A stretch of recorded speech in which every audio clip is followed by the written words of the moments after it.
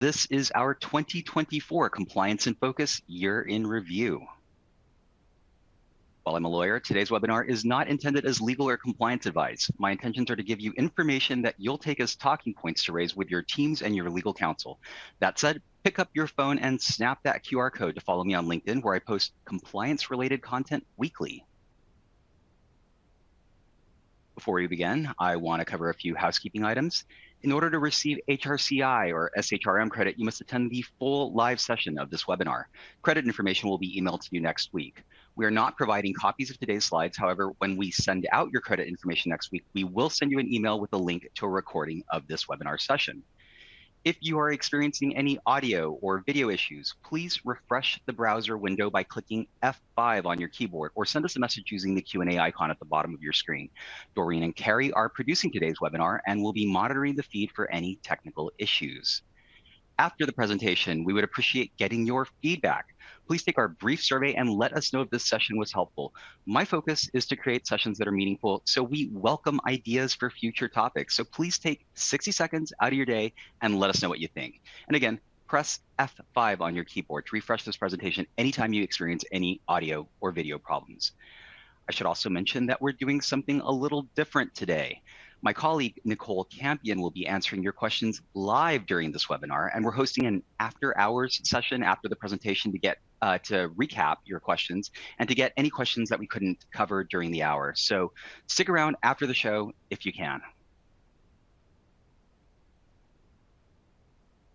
2024 was a pivotal year for employment compliance, sharpening the details of background screening and redefining how employers approach hiring and workplace policies. Clean slate laws, fair chance ordinances, and cannabis reforms emphasized fairness and alignment with evolving state mandates. Meanwhile, new AI and privacy regulations demanded careful oversight of hiring technologies, and pay transparency and pay history bans highlighted the push for equity and accountability.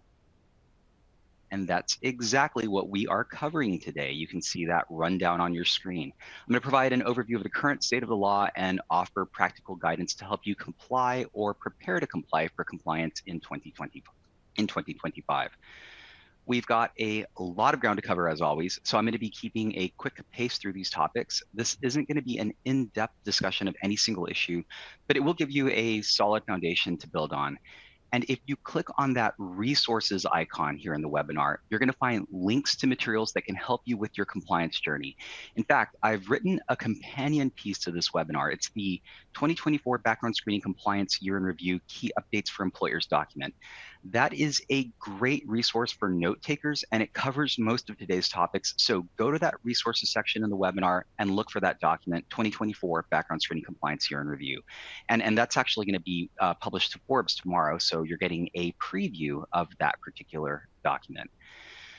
I'm always looking to create more content that benefits you, so when you complete the survey at the end of today's webinar, please let me know what you'd like me to focus on in future webinars. So settle in for the next hour, and remember, if you have any questions, use that Q&A icon. We're going to answer them live and recap them during our extended Q&A session after the presentation. All right, we're going to kick things off today, as always, with a broad discussion concerning criminal history reform.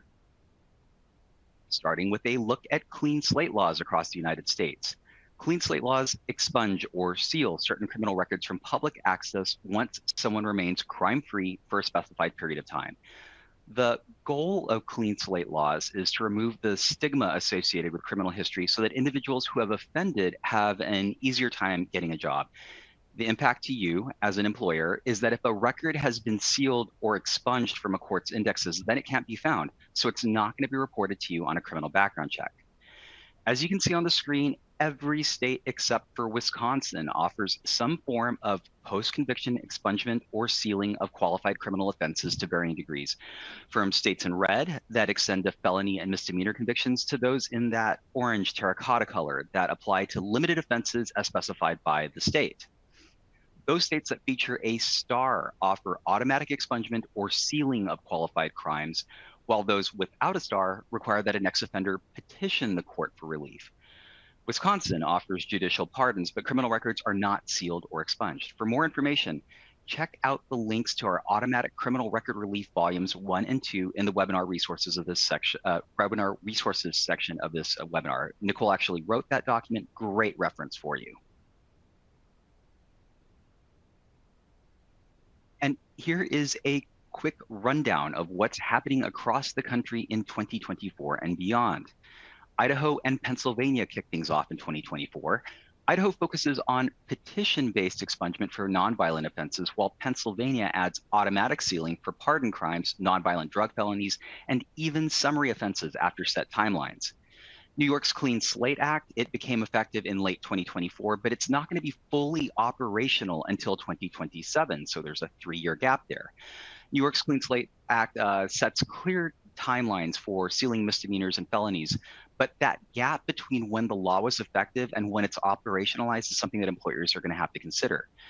New York's Clean Slate Act includes notice requirements for employers obtaining criminal history information from the Division of Criminal Justice Services, the DCJS, for civil purposes. Of note, HireRight does not obtain its criminal records from the DCJS. I know that's a question that many of you have had with some of our account reps. Moving on, in 2025, big updates are coming in Minnesota, Virginia, and Washington, D.C. Minnesota introduces automatic expungement for misdemeanors and some felonies, while Virginia prioritizes marijuana-related offenses and dismissed charges. DC is taking a phased approach, starting with decriminalized offenses and gradually sealing misdemeanors. And in Colorado, we're going to see expanded protections in 2025, covering non-conviction records and non-drug-related felonies, continuing the state's push for second chances.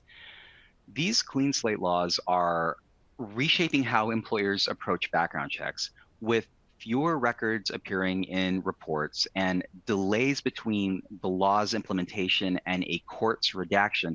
It's really important for employers to review their hiring practices, to update job applications, and to train your hiring teams to be sure that they can navigate these changes, especially when a candidate claims that their records should have been sealed or expunged under a specific law, but the court hasn't yet processed those records. They're still available. Let us know if you have questions about that. I get that it's a bit of a confusing point, especially like New York's law that has that 3-year period from when the law was effective to when it's actually operationalized.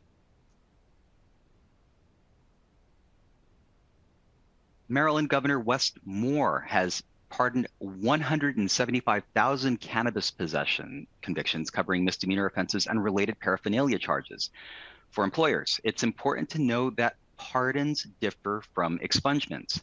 Pardon convictions remain on records signaling forgiveness, but will still be reported unless a specific state law prohibits it. So here is your compliance reminder. A pardon conviction will be reported because it's not an expungement. So employers may need to adjust policies regarding hiring practices considering these pardons. Again, it's important to decide the job relevance and the impact of a pardon conviction as part of your adjudication or employment decision practices. Let's keep things moving. And here is a look at the landscape of ban-the-box jurisdictions impacting private employers at the state and local levels. In each of these jurisdictions shown, employers cannot ask about criminal convictions until later in the hiring process.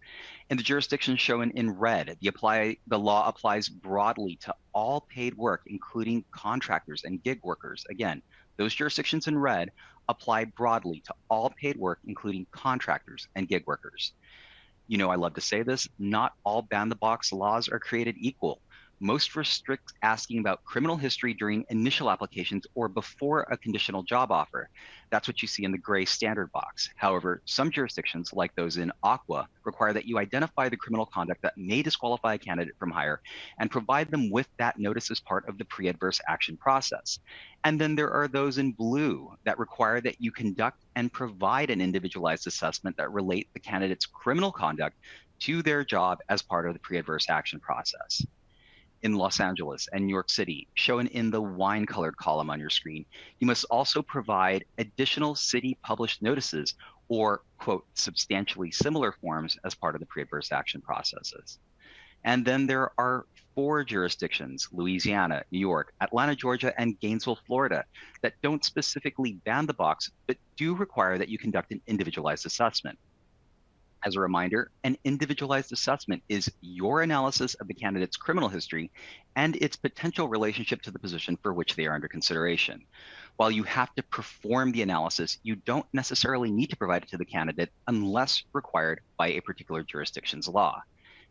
As you can see, you can't adopt a one-size-fits-all model for compliance. You have to modify your adjudication and pre-adverse and adverse action practices to align with a particular jurisdiction's law. So with that said, just a quick reminder that you can use HireRight's Compliance Workbench solution to manage your ban-the-box obligations. The solution is free, so let us know if you want more information about Compliance Workbench when you complete the survey. And a quick plug, you can find our Ban the Box white paper in the resources section of this webinar and in the resources library. If you're a HireRight client, you'll also find our sample pre-adverse and adverse action templates for your reference within Compliance Central in Screening Manager. That's on the left-hand side of the screen. Let's take a look at local measures that took effect or were amended in 2024, starting with Philadelphia. In 2011, Philadelphia was an early adopter of ban-the-box laws prohibiting private employers from asking about criminal records until after a conditional job offer is extended.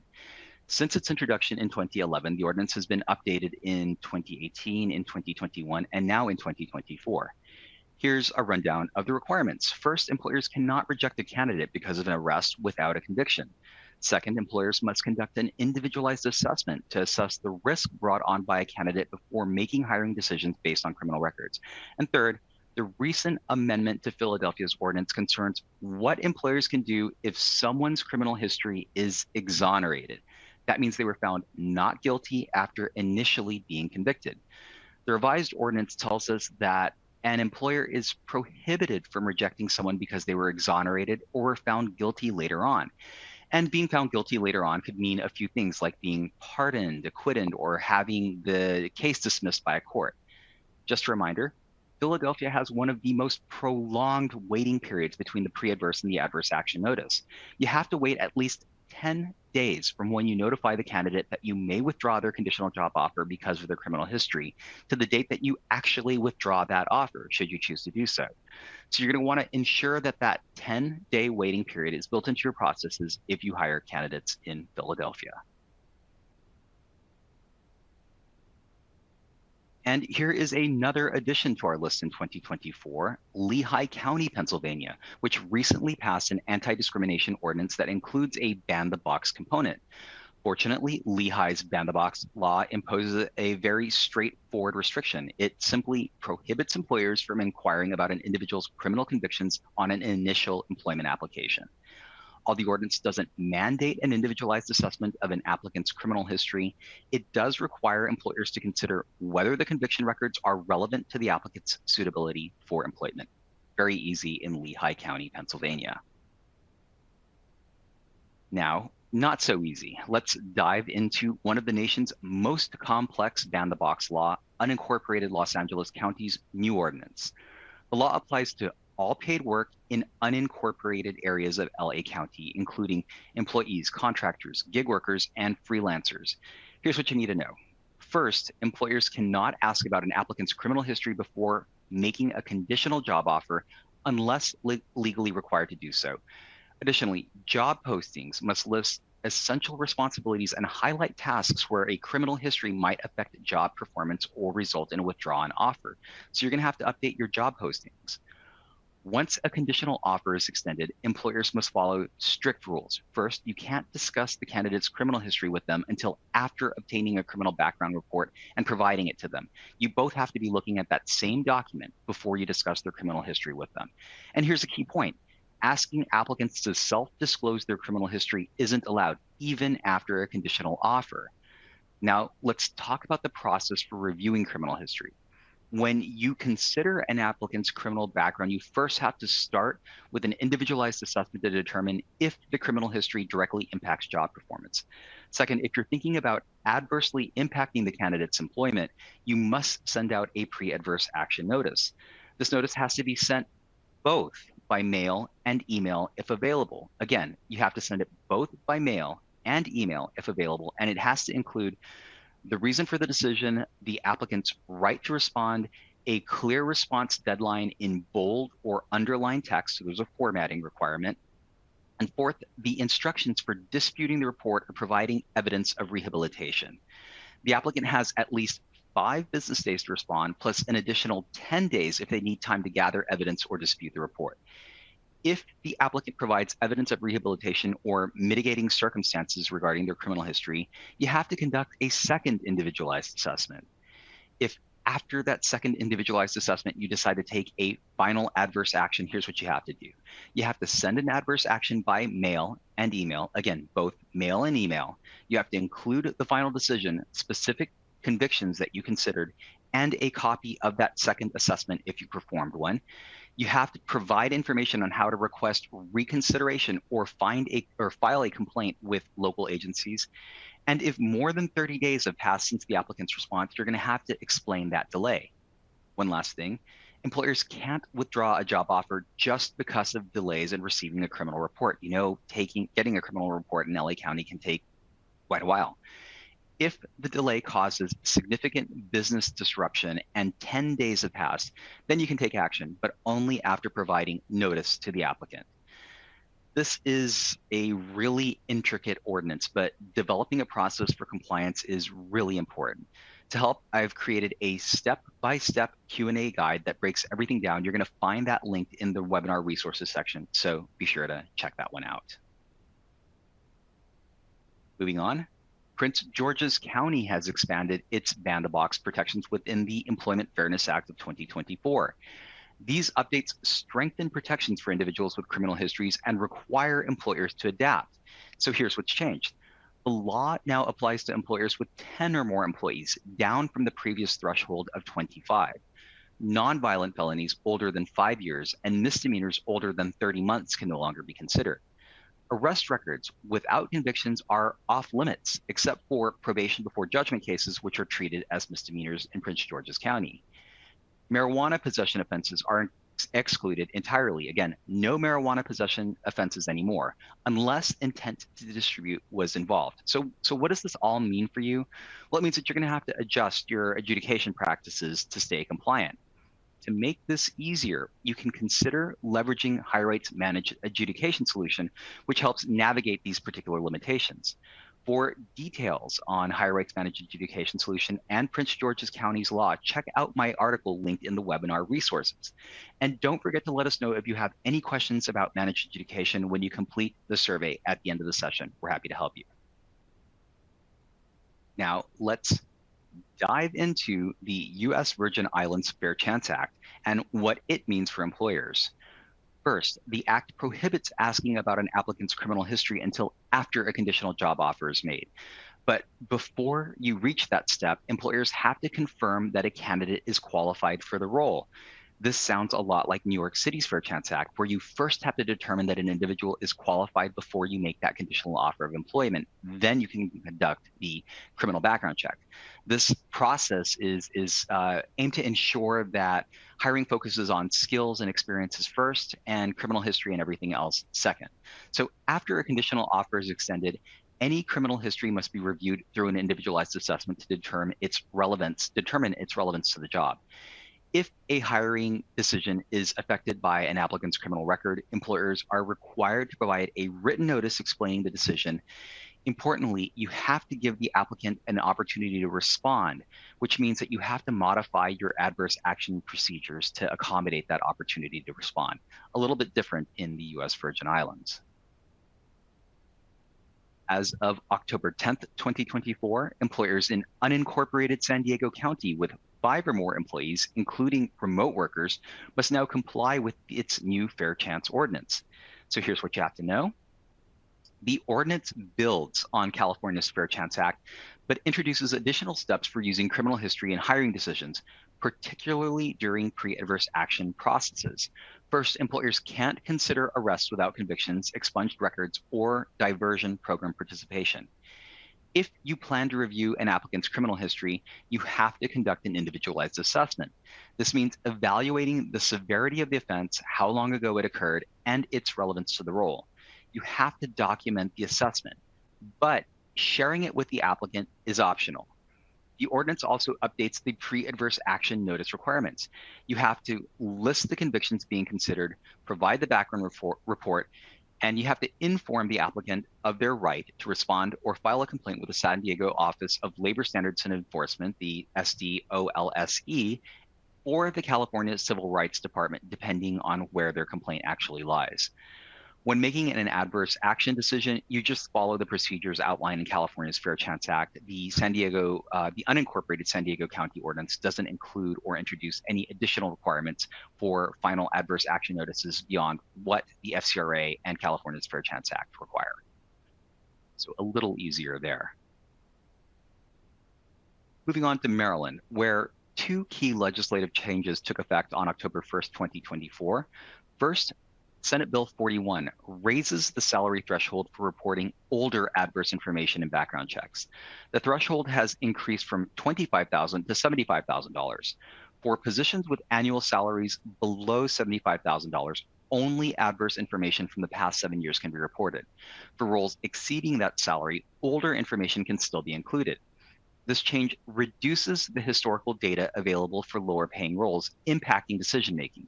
For HireRight customers, a quick reminder: enabling the salary threshold feature is an option on your account. Again, we can enable a salary threshold feature on your account. So if you'd like more details about how to get more reporting using that salary threshold feature, let us know when you complete today's survey. Let's move on to House Bill 622, which limits the criminal records that can be reported. Background check vendors can no longer include cases involving false accusations, acquittals, dismissed charges, or expunged records. For employers, these changes mean certain criminal records will no longer be accessible during background checks. So you're going to want to be sure to review how these updates affect your access to information and adjust your decision-making processes accordingly. To get more information in your background checks, you might want to consider something like social media screening to get a more holistic view of that particular applicant. As always, I like to give you some actionable guidance. So let's dive into those actionable steps for navigating criminal history reform. First, remember, compliance is never one size fits all. Clean slate and ban-the-box laws vary widely by jurisdiction. You're going to want to start by reviewing your self-disclosure questions and adjudication practices to ensure they align with evolving state and local requirements. Train your hiring teams to handle situations involving pardons, expungements, or claims that records should no longer appear. Remember, that's something that's really going to be an issue with clean slate laws. Lastly, update your pre-adverse and adverse action notices to meet the specific rules in places like unincorporated LA County and Prince George's County, Maryland. As always, HireRight's tools like Compliance Workbench and our Managed Adjudication service can help tailor your processes to meet your compliance requirements. So as we close out this section, I want to remind you to keep getting your questions in using the Q&A icon at the bottom of your screen, and check out the resources section of this webinar for more information. Every item I've covered so far has a corresponding article if you want to learn more. These changes in criminal history reform make it more important than ever to stay on top of your criminal background screening processes and ensure that they're aligned with local, state, and federal laws. If you have any questions or need to adjust your account, again, considering Compliance Workbench or Managed Adjudication, don't forget to let us know in today's survey. We're here to help you. That is our criminal history reform section. So let's shift gears and talk about pay equity measures. At their core, pay equity measures aim to ensure equal pay for equal work. A common feature of these laws is a ban on asking candidates about their previous compensation, at least until after a specific point in the hiring process, if at all. Pay transparency measures, on the other hand, require employers to share pay ranges with candidates and, in some cases, with current employees. These laws are designed to create greater visibility into compensation and help to close those wage gaps that tend to persist. So let's take a look at this map. It highlights the 29 cities, counties, and states that have enacted salary history bans. And here's what these laws mean. You can't ask a job applicant or a candidate about their past compensation or use their compensation history to set future pay. But here is some good news. You can still ask about salary or pay expectations. So, for example, asking, what do you expect to make in this role? That's always permitted 100% of the time in those salary discussions. As part of our 2024 year in review, let's cover 3 new salary history measures. First, Columbus, Ohio joins Cincinnati and Toledo in prohibiting employers from asking applicants about their salary history or using it to make compensation decisions. This law applies to employers with 15 or more employees in Columbus. Next, Lehigh County, Pennsylvania has passed a comprehensive anti-discrimination ordinance that includes a ban on asking job applicants about their current or past compensation. Finally, Minnesota has enacted a statewide ban. Employers can't inquire about an applicant's previous compensation or benefits, including for remote positions. And here is another map for you. It highlights the jurisdictions requiring employers to either post or provide a salary range for open positions. Most pay transparency laws specify that the range you share should reflect what you reasonably expect to pay for the role. These measures aim to ensure candidates and employees have clear insight into the compensation expectations upfront. So there's no surprises later on in the hiring process. And here is a table that breaks down pay transparency laws effective in 2024 or 2025. Colorado's pay transparency law is the most technical in the United States, so bear with me, and I'm going to cover that after this slide. Let's start with Hawaii's law, which is effective January 1st, 2024. It applies to employers with 50 or more employees and requires wage disclosures in job postings. Maryland updated its law as of October 1st, requiring wage transparency for any job performed at least partially within the state. Washington, D.C. implemented its law on June 30th, requiring wage and benefit disclosures for employers with at least one employee in the district. And for 2025, Illinois and Minnesota began enforcing their pay transparency laws on January 1st, each requiring specific salary and benefit disclosures with varying thresholds for employee counts. Massachusetts pay transparency law is something that affects larger employers and now includes demographic reporting requirements effective July 31st, 2025. That's new. New Jersey and Vermont introduce additional pay and benefit disclosure requirements later in this year. And Vermont's law is especially detailed, requiring commission structures and tipped wages in job postings. So let's go back to Colorado's law.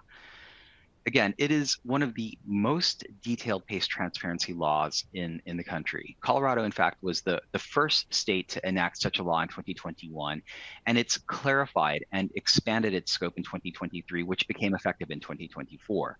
Employers must publish notifications for all job opportunities, including promotions. For the pre-hire processes, existing employees must be notified about any job opportunities, including the salary range, a general description of benefits, other compensation, and the application's closing date. After hiring, employers have 30 days to notify colleagues of the new hire's name, former job title if they were internal, their new job title, and how employees can express interest in similar opportunities like visiting a job board or contacting HR. So again, these post-hire requirements basically require that you introduce this new colleague, how they got the job, and how existing employees can express interest in similar opportunities. There is a limited exception for employers not physically located in Colorado and with less than 15 remote workers in the state, but all other employers must comply with these notification requirements. Colorado's law, it really sets the bar for pay transparency and demonstrates how detailed these regulations can get, how complex they can be for compliance as well. Let's pivot to pay data reporting. Massachusetts is introducing new requirements for employers with 100 or more employees. Starting February 1st, 2025, these employers must annually report aggregated wage data by race, ethnicity, sex, and job category as a supplement to their EEO-1 report federally. Public employers, unions, and school systems with the same employee threshold will also need to report this data, although only once every 2 years. The state is going to publish aggregated wage data reports. However, these reports will not identify individual employers. Keep in mind that similar pay data reporting laws are already in effect in California and Illinois. So Massachusetts is joining a growing trend in wage transparency and equity with these disclosure requirements. As we wrap our discussion on pay equity and transparency, here are a few key points to keep in mind. First, make sure that your job postings, both Internal and external include salary ranges as required by state and local laws. In some jurisdictions like Vermont, you're going to also need to disclose benefits, including tips or commissions. Second, if your hiring processes still ask candidates about their salary history, it's time to rethink that approach. Many states now ban these inquiries, and adopting a consistent policy across all locations is going to help you ensure compliance. Finally, prepare for paid data reporting. With laws in states like California, Illinois, and soon Massachusetts, as well as potential local and federal developments, it's crucial to review your paid data systems to ensure compliance. Conducting paid audits can help identify and address any disparities for these paid data reporting deadlines. So here is the actionable guidance that we're offering today. Stay ahead of these changes to ensure your organization is fully prepared for evolving pay transparency and equity standards. For more details, visit the resources section of this webinar to access our pay equity and transparency ebook. And don't forget to keep getting your questions in using that Q&A icon on your screen. Here's a quick note for HireRight customers. Our platform by default does not ask candidates to disclose their compensation history. So no worries when you're using our platform about salary history disclosures.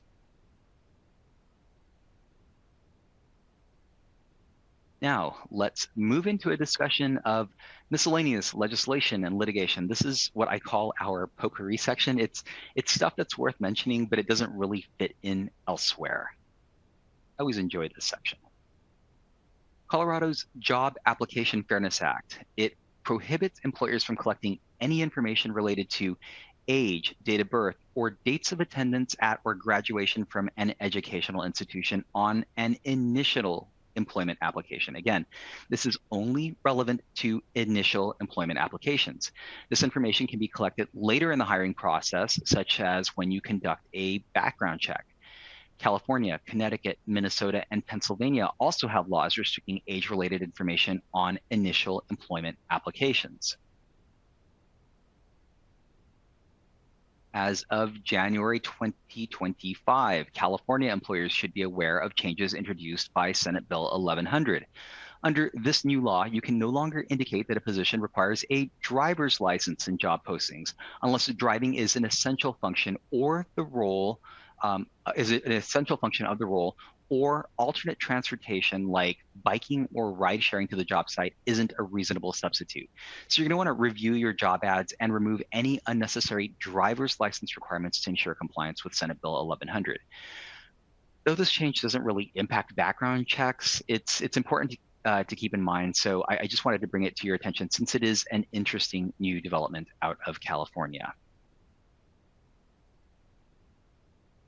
So let's shift gears and get some audience participation going.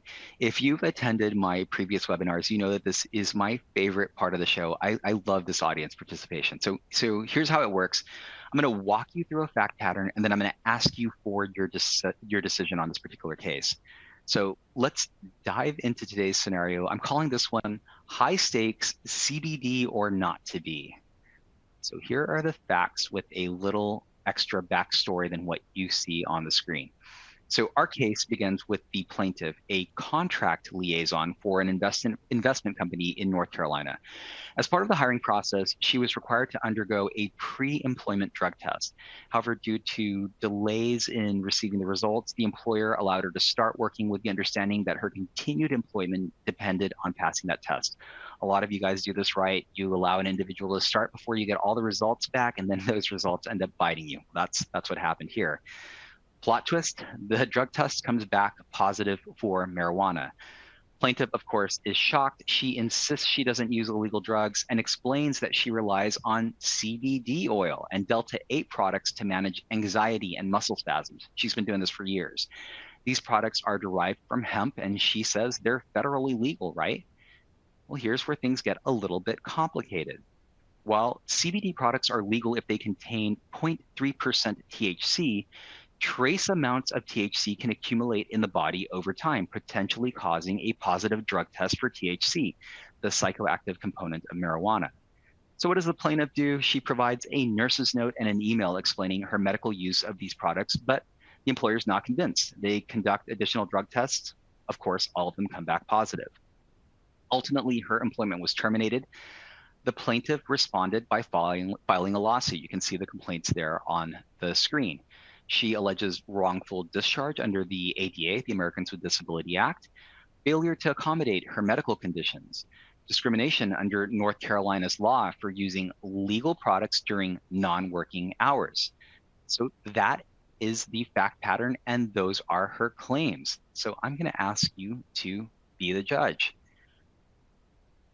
If you were the judge hearing this case, how would you decide the case? Was the termination of the employee justified under the company's drug testing policy, or did it violate the employee's rights under the ADA? A couple of options here. You can say the termination was justified. The company acted within its rights to enforce a neutral drug testing policy, or you can say the termination violated the ADA. The employer failed to accommodate the employee's use of CBD for medical reasons. So do you think that the employer was justified, or do you think that the employee's use of CBD was justified and she shouldn't have been terminated? I will give you a few seconds to get your answers in. I want to get about 50% of you in. We have over 1,000 of you on the call today, so thank you so much for joining in. We have around a quarter of you in, 300 responses. Let's get to 500. A or B? Was the termination justified? Employer was well within its rights, or did the termination violate the ADA? The employer should have accommodated the employee's use of CBD. 40% of you in, just a few more, and we will keep things moving. All right, with around 500 responses in, let's get your answer. Ooh, almost an even split, but most of you think that the termination violated the ADA. Well, here is the answer. It's a win for the employer, and here is why. The Fourth Circuit Court of Appeals upheld the district court's summary judgment in favor of the employer, rejecting all of the plaintiff's claims. First, the court found that the plaintiff failed to establish that she was disabled under the ADA. The email that she sent, the nurse's note, and the affidavit didn't provide enough detail to show her conditions substantially limited any major life events. It didn't really demonstrate that she was disabled under the ADA. That nurse's note wasn't enough. Second, the court concluded that the plaintiff was never explicitly requested an accommodation. She made vague references to her CBD use and medical conditions, but these statements weren't specific enough to trigger the employer's duty to accommodate.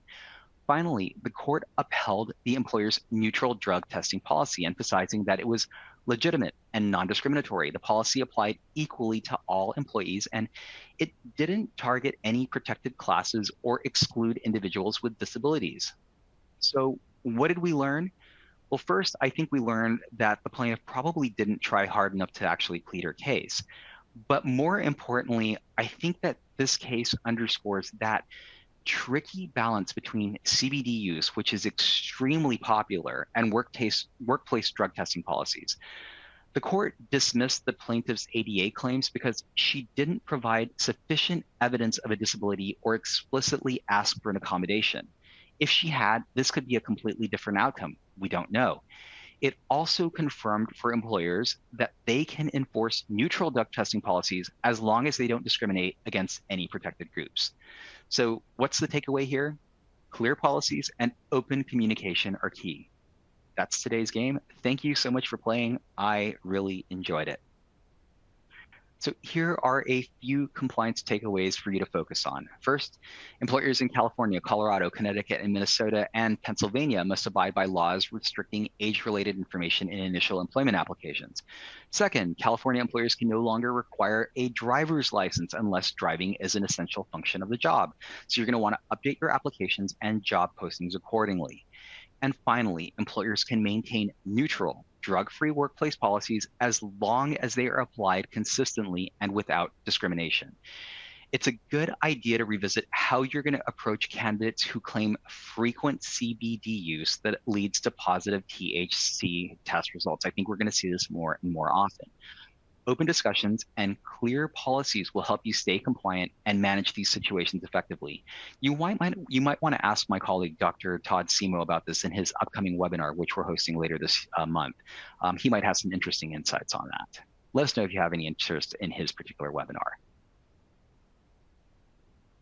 That last case, it was a great segue into cannabis reform. You're going to hear me using the terms cannabis, marijuana, and THC interchangeably. They are the same thing. I tend to do the same thing in my writing, so please don't let that confuse you. So let's kick off this section with a look at medical cannabis accommodation requirements. On this map, the red states generally do not require employers to accommodate medical cannabis use. The aqua states have anti-discrimination laws that require reasonable accommodation. That means that employers may need to make adjustments to help employees perform their jobs unless doing so creates an undue hardship for the employer. The blue states are silent on the issue of accommodation. And then there is Philadelphia, shown in purple, which takes it a step further by prohibiting pre-employment marijuana testing altogether. I'm going to cover Pittsburgh, new law, next on the next slide, separately. So just an important reminder, in all jurisdictions, federally regulated and safety-sensitive positions are typically exempt from these requirements. So you're going to want to make sure your policies are aligned with applicable state and local laws to stay compliant.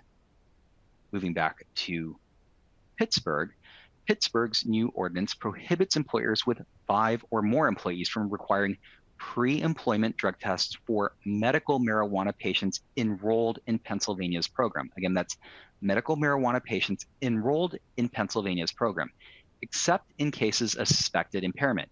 This means that you need to update your drug screening policies and processes to comply. Exceptions exist for safety-sensitive positions and collective bargaining agreements, and for cause or post-accident testing, that's still allowed. So again, no more pre-employment testing for medical marijuana in Pittsburgh, only for Pennsylvania cardholders. That's effective immediately. So you're going to either need to ask your candidate post-offer if they are a Pennsylvania medical marijuana cardholder, or you're going to want to remove THC from your drug testing panel if you hire in Pittsburgh. Some interesting nuances coming out of Pittsburgh. Let's take a closer look at recent updates to medical marijuana laws in Kentucky and South Dakota. In Kentucky, as of January 1st, medical cannabis is now legal. However, employers are not required to accommodate its use. You can still prohibit cannabis use, possession, or impairment in the workplace, and medical cannabis users don't have any special legal protections under state or federal law. If you operate in Kentucky, now is time to ensure your drug-free workplace policies are clear and up to date. In South Dakota, changes effective last July introduced new provisions for safety-sensitive roles. Employers can refuse to hire or terminate employees in these roles if they test positive for THC metabolites. Employees cannot sue for wrongful termination if they fail a drug test tied to these safety-sensitive positions. Here is an important note. To comply, it's critical to document which roles qualify as safety-sensitive under your policies. You have to make that known. Whether you're in Kentucky, South Dakota, or both, these updates are a reminder to review your policies at least annually to ensure that they align with the law while maintaining a safe and compliant workplace. Policy review at least annually is a really important thing. Make sure you add that to your calendar. And here is our recreational map. As you can see on the screen, 23 states and DC have legalized recreational cannabis, also known as adult use legalization. In the states shown in red, recreational cannabis laws don't impact employer drug testing policies. However, states in aqua limit the ability to take action based on a positive cannabis test. And in blue, states like Washington and California, pre-employment testing for non-psychoactive THC metabolites is prohibited. I'm going to cover that more in the next slide. But first, in states like New York and Minnesota, shown in purple, pre-employment cannabis testing is generally banned unless specific exceptions apply. So let's talk about the latest recreational marijuana laws in California, Washington, and Ohio, and what they mean for you as employers. Starting with California and Washington. Both states have tightened the rules around drug testing. Employers can still test for psychoactive THC. That's the type that causes impairment, makes you feel high, but you can't take action based on non-psychoactive cannabis metabolites, which don't indicate impairment. This means that it's time to revisit your drug testing policies. If you operate in these states, you're going to have to either switch to oral fluid testing or eliminate THC altogether. Oral fluid testing will provide you an analysis of those psychoactive THC metabolites. So again, you're going to have to switch to oral fluid testing or eliminate THC altogether. Additionally, both states require accommodation for off-duty marijuana use, although safety-sensitive rules remain an exception. Shifting to Ohio, recreational marijuana became effective or legal in November 2023, with sales starting August 2024. Unlike California and Washington, Ohio doesn't require employers to accommodate off-duty marijuana use. This means you can still enforce drug-free workplace policies, pre-employment testing, and your zero-tolerance policies. This provides flexibility for employers in Ohio who want to maintain some stricter rules. But whether you're in California, Washington, or Ohio, now is the perfect time to review your policies to clarify your expectations with employees as well as your job candidates and ensure that everything is aligned with these new laws. And a quick update out of Minnesota. As of January 1st of this year, employers can now use oral fluid testing as an alternative to traditional drug tests for applicants.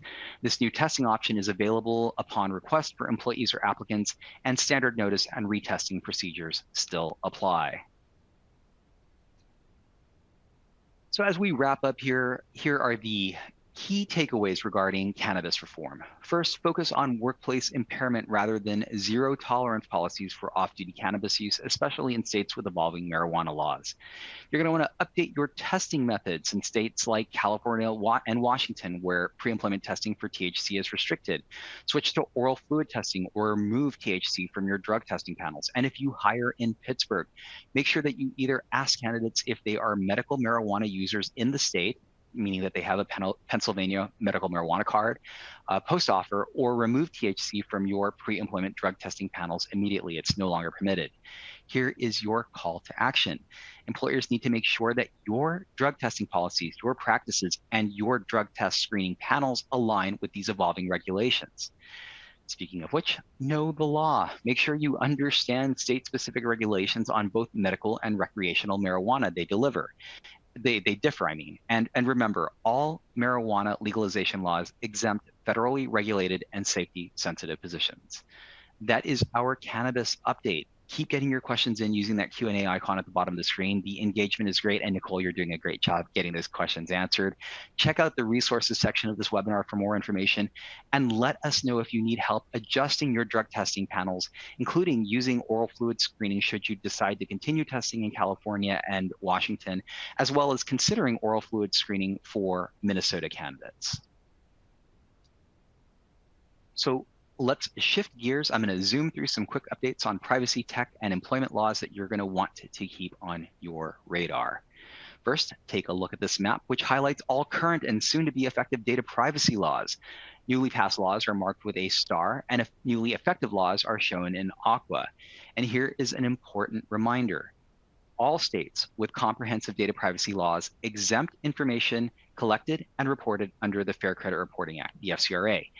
This means that background checks conducted by background check vendors or consumer reporting agencies like HireRight are excluded from the scope of these data privacy laws. So again, there is a blanket exception for all background checks conducted under compliance with the FCRA. Here is a map that tracks the progression of AI laws affecting private sector employers, a landscape that is rapidly evolving. Several states have introduced laws regulating AI in hiring and employment decisions. In New York City, Local Law 144 requires employers to conduct annual bias audits on AI hiring tools and disclose their use to candidates. Illinois, its AI Video Interview Act, it mandates notifying applicants when AI is used during interviews, and you have to obtain that applicant's consent. Other states like Utah, California, they have enacted transparency laws to regulate generative AI. This is AI that uses somebody's likeness, for example, or natural large language models, things like ChatGPT. One standout is Colorado's AI Act.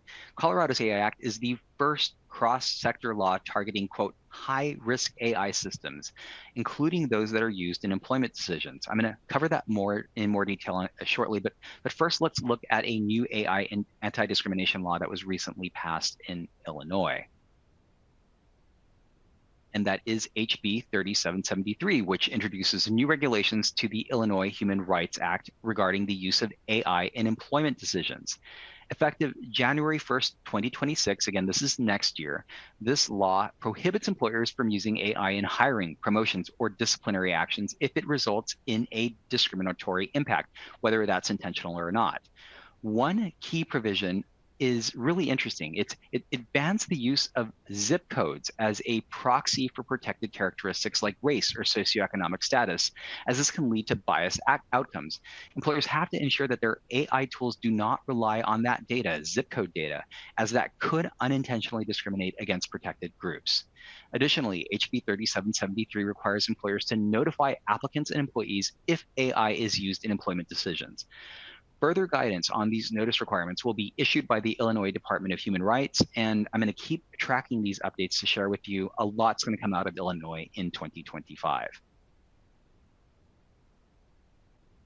The Colorado AI Act, effective next year, January 1st, 2026, is the first cross-sector AI law regarding the use of AI in critical areas like employment, healthcare, financial services, and education. This law targets high-risk AI systems that significantly influence decisions in these sectors. Employers using AI in hiring must ensure that their AI tools do not lead to discrimination based on protected characteristics such as age, race, or gender. AI systems used in employment must undergo regular risk assessments and audits to identify and mitigate potential biases. The Act exempts narrow procedural tools like calculators or certain chatbots that do not influence human decision making. However, for AI systems that do impact hiring or employment decisions, employers must maintain transparency. They have to document their practices and ensure that AI is used fairly and without bias. Colorado Governor Polis's signing statement has encouraged lawmakers to support clarifying legislation in 2025 before the Act's effective date. I think we're going to see a lot coming out of Colorado as well concerning AI. So stay tuned for further updates. I'll keep reporting that to you over the course of the year. And here are two quick federal updates that every employer should know about. First, the Consumer Financial Protection Bureau is focusing on AI-generated background dossiers. These dossiers are worker profiles created using tracking data and algorithmic scores that are different from traditional background checks. So not a regular background check, but a dossier that basically tracks worker performance. These dossiers are now regulated as consumer reports under the FCRA. That means that employers must obtain consent, provide clear disclosures, and allow workers to dispute inaccuracies and ensure that the data is accurate before making decisions like hiring or promotions or termination.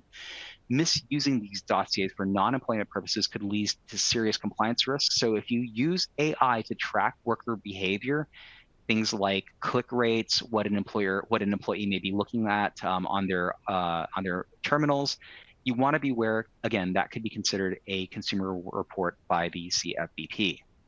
Next, the Department of Labor, the DOL, has issued guidance on AI use in the workplace. Their focus is on worker empowerment, advocating for transparency and ethical development in AI systems.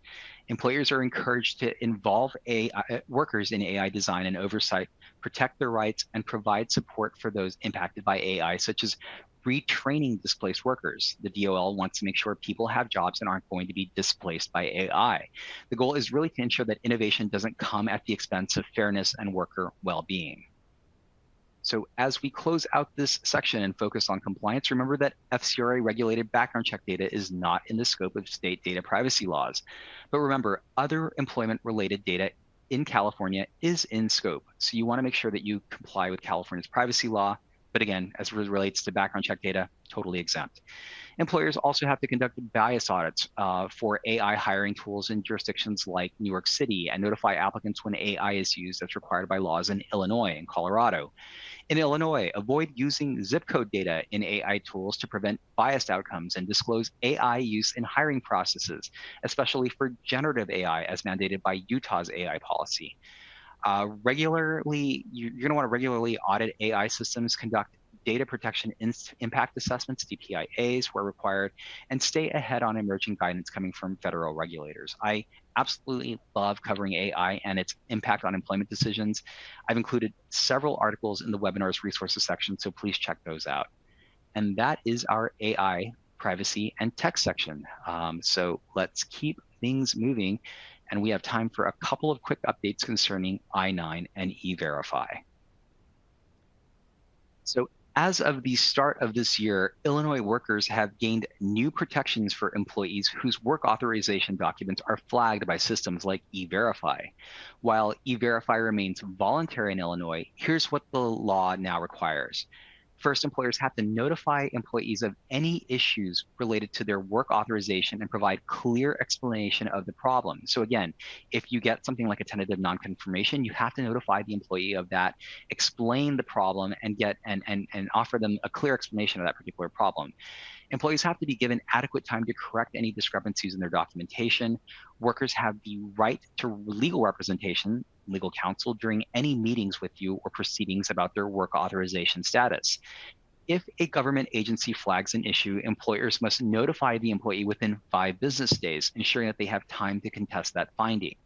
For I-9 inspections, employers are required to notify employees within 72 hours, and the notice must be posted in English and any other common workplace language. That is our update out of Illinois. It's really interesting that Illinois has taken to kind of defining how employers handle E-Verify discrepancies. It'll be interesting to see if other states follow suit in 2025.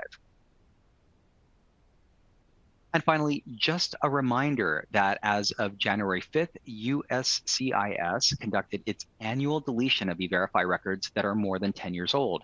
This annual event is a critical compliance moment for employers, as retaining E-Verify records is essential for ICE, DOJ, or Department of Labor audits. Remember that you must also ensure E-Verify case numbers are properly recorded on corresponding I-9 forms or attached as confirmation pages to maintain compliance. So if you have not already, if you did not already download your E-Verify reports that are maintained directly with USCIS, make sure you do that next year in order to avoid any compliance gaps. So with that, let's just go through our compliance reminder, our recap. If you are an Illinois employer, you need to notify workers about E-Verify discrepancies and certify compliance with the state. Ensure that you have a strategy to retain E-Verify records, and with the incoming presidential administration, prepare for an increase in immigration-related work authorization audits in 2025. They've already announced that, so we should all be prepared for it. That is our E-Verify and I-9 update. So just a reminder, we have several outlets of information for you to consume. So if something piqued your interest today, check out our resources library, our blog, and our Forbes article to learn more. And again, click on that or take a snap of that QR code, connect with me on LinkedIn, where I post short videos every single week covering a new compliance topic. It's been a really fun project. I've had a lot of engagement there. I really hope to see you on LinkedIn. The DMs have been amazing. I've had a lot of great dialogue with employers. With that, we've wrapped up the prepared content for today's webinar.